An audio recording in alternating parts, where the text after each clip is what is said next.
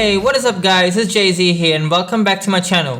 It's been a long time since we had some news on Godfall, and what we saw earlier was something the devs tweeted out just yesterday.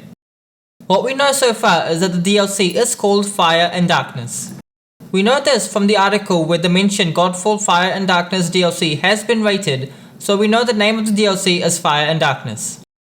From this we also see that the game may also be coming to the PS4, which personally I have no problems with.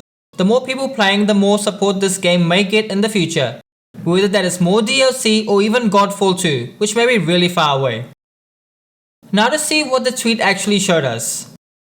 Now it doesn't show much, all we see is a symbol, but it doesn't mean anything, but I do have an idea of what it could be. The symbol will most likely represent the Fire Realm. As we see, when we are in the world map, all realms have a clear symbol representing each realm. So the symbol that they showed us is most definitely the Fire Realm. Then they did use dark colors to show it off, which clearly indicates that it will represent the darkness. That's all we know, and it will not be far until we get a full trailer and them giving us a release date for the DLC as well.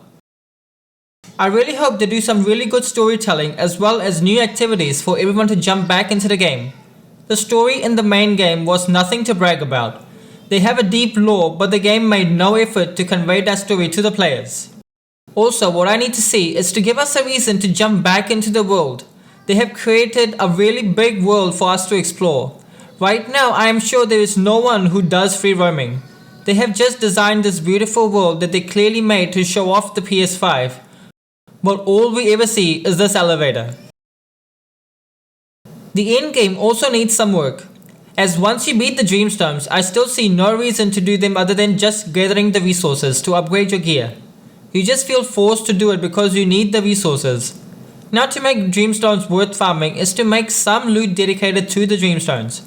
Right now, there are tower exclusive weapons and primal gear also drops in the towers. This just makes it so that you only need to do towers for farming weapons and gear, and Dreamstones only to get the resources. Which means there is just one in-game activity for the players. This definitely needs to change. Add something new, and it can be anything. They haven't actually given us anything major since launch. We did receive the Primal update, which was pretty big, but didn't really add anything new to the game. It just fixed a lot of player issues as well as tweaking the towers by giving us more variety in the rooms and a lot of quality of life improvements. Also, they made the towers not very grindy to reach floor 50 and to get that trophy. So they must have been working on this DLC for quite some time now, so I do have some high expectations from this. Now, speaking of the loot, this is the only one thing I know this game does well, unlike another game that I know.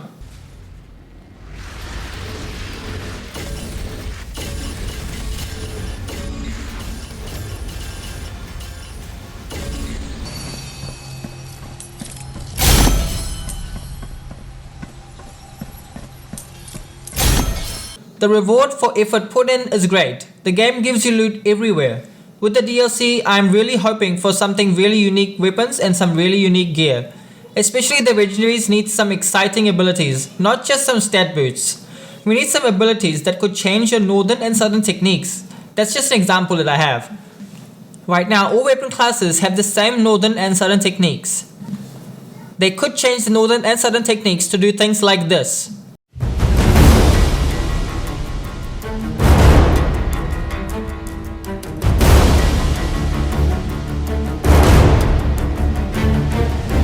Now that was just an example, but the big thing and the one that I would really like to see a major overhaul or even a complete redesign is the Valor Plate's Archon Fury ability. Right now all you get is a damage boost and nothing else. You get some Void Sentinels on some of them, which are pretty much useless in terms of dealing any significant damage. The Spirit Warriors are somewhat alright as they are only good for distracting the enemies, but still deal next to no damage. They had hyped up Pentaclaw to make his Valor Plate Archon Fury be so unique that you can summon 3 allies to fight alongside you, but when you got the game we found out that Silvermane and Aegis Horn have that same Archon ability. So it's not very unique at all. Some of the other Valor Plate's Archon Fury ability is just a shockwave. Like a shockwave, seriously. That's really not exciting to be having as an ultimate ability. Those are some of the things that I would like to see added or changed in the game. Let me know what your thoughts are and what you guys expect from the new DLC in Godfall. Share your thoughts down in the comments and be sure to like and subscribe for more Godfall news and updates on when we can get the DLC in hand. Other than that, I will see you all next time.